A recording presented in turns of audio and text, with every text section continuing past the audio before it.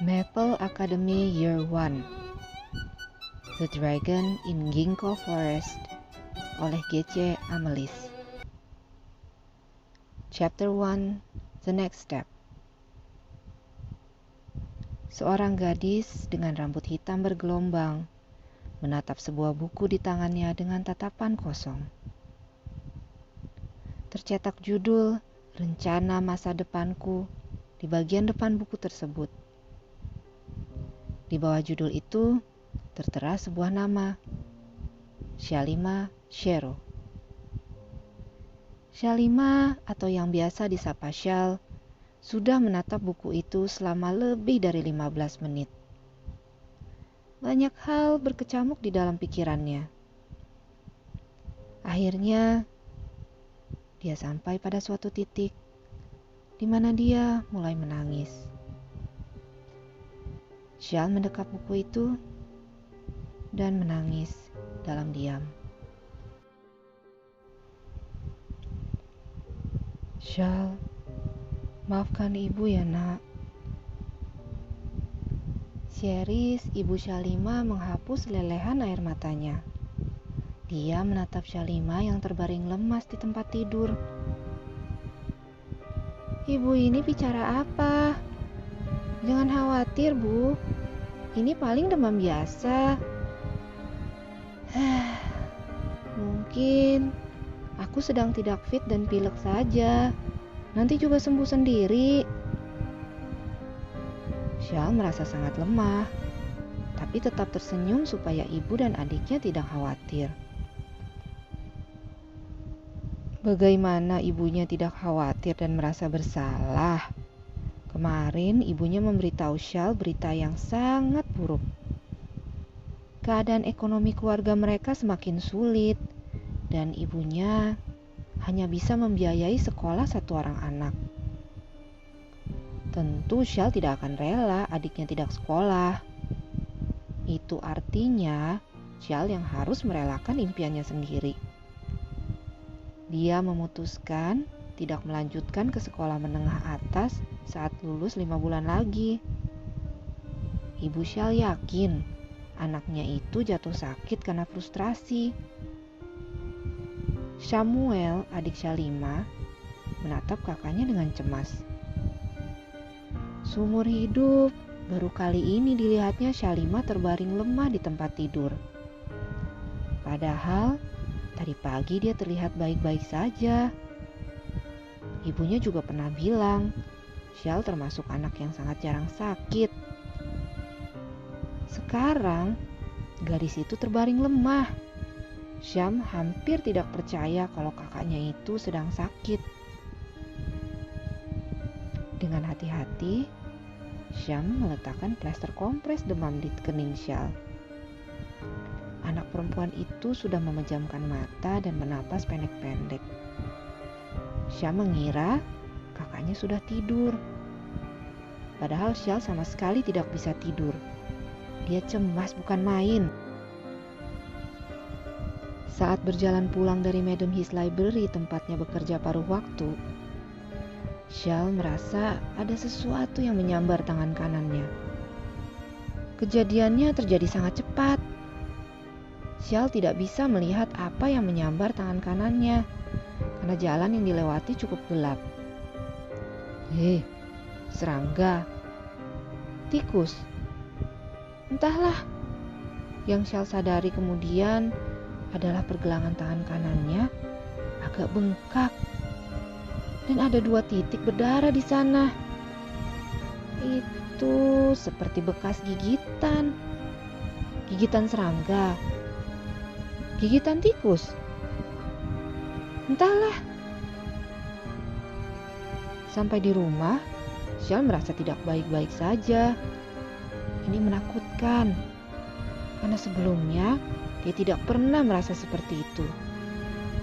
Dia sangat jarang sakit, dan luka fisik yang pernah dialaminya cepat sekali sembuh. Saat merasa tidak enak badan, Shal biasanya langsung makan bawang putih atau minum air kelapa. Dan voila! Beberapa jam kemudian, dia langsung merasa sehat. Namun, hal itu tidak terjadi kali ini. Pukul 7 malam tadi, dia sudah minum obat dan air kelapa. Tapi sampai tengah malam, tidak ada tanda-tanda pulih. Shal malah menggigil hebat dan mengalami sakit kepala serta mual yang tak tertahankan. Tangannya kesemutan dan tenggorokannya sakit saat menelan. Saat tiba di rumah tadi, Shal mengira ini flu biasa. Tapi kini firasatnya menyatakan ini bukanlah flu.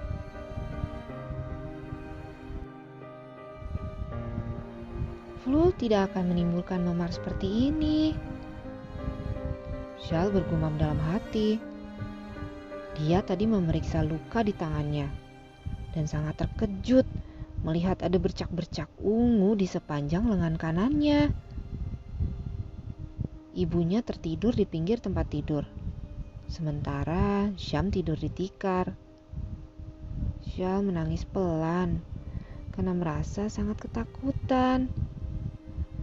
Namun, dia tidak ingin membuat ibu dan adiknya khawatir. Bagaimana kalau ini bukan penyakit main-main? Bagaimana kalau tidak ada hari esok? Bagaimana kalau ini saatnya aku bertemu ayah? Bagaimana kalau besok di koran ditulis seorang gadis meninggal dengan luka gigitan di tangan dan memar di tubuhnya?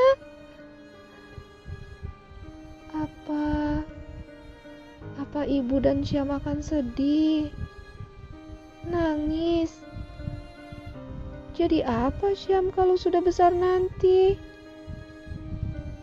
Apakah aku harus meninggal dalam keadaan tidak baik-baik saja? Beragam pikiran berkecamuk dalam hati Shal. Dia sendiri tidak tahu menjelang kematian dan kematian itu sendiri seperti apa. Namun, rasanya memang dia seperti mau mati.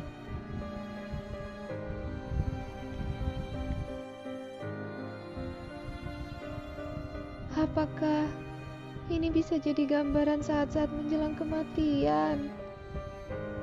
Ini saat-saat yang memilukan. Hanya ada kamu, pikiranmu, dan rasa sakitmu. Bagaimana seharusnya seseorang menghadapi rasa sakit dan kematian? Yang mana ya yang lebih baik? Menyerah dan pergi entah kemana? Atau berjuang dan tinggal di dunia yang penuh kesakitan ini? Shal tersadar dari lamunannya. Dia seperti dibawa kembali ke masa kini setelah beberapa detik mengingat momen hidup mati yang dialaminya beberapa bulan yang lalu. Sampai sekarang, Shal tidak tahu sakitnya waktu itu. Setelah merenung dan menangis selama beberapa jam, Shal tertidur. Paginya dia bangun dengan tubuh yang sangat sehat dan segar. Shal merasa seperti dilahirkan kembali. Yang ini maksudmu? Shal menunjukkan 2 titik berwarna ungu di pergelangan tangannya. Setahun lalu, tanda itu seperti luka gigitan. Tapi seiring berjalannya waktu, luka itu sembuh dan meninggalkan bekas berupa 2 titik ungu. Seorang perempuan berambut lavender kira-kira umurnya 20 tahun berdiri 3 meter di hadapannya dan mengangguk. Tadi dia memperkenalkan diri sebagai Ether Group, The Recruiter. Entah apa maksudnya. Perempuan itu juga mengatakan takdir mempertemukan mereka lewat luka gigitan di tangan Shal. Makanya Shal berusaha memastikan apakah yang dimaksud benar-benar bekas luka di pergelangan tangannya itu. Rui bilang iya. Ether tersenyum miring. Rui. Shal terlihat bingung. Siapa lagi itu? Tiba-tiba, rambut lavender Ether yang tadinya digelung ke atas sudah terurai. Rambut lavendernya bergerak-gerak dan tiba-tiba Shal menyadari bukan rambutnya yang bergerak. Seekor ular berwarna lavender menjalar di antara rambut-rambut Ether, turun ke lengannya dan akhirnya turun ke tanah. Shal menyadari headband yang tadi menghiasi rambut Ether ternyata adalah seekor ular kecil yang panjang. Shal seperti terhipnotis saat ular itu menjalar mendekatinya, naik mengelilingi kakinya, dan tiba-tiba saja sudah melilit lengannya dengan lembut.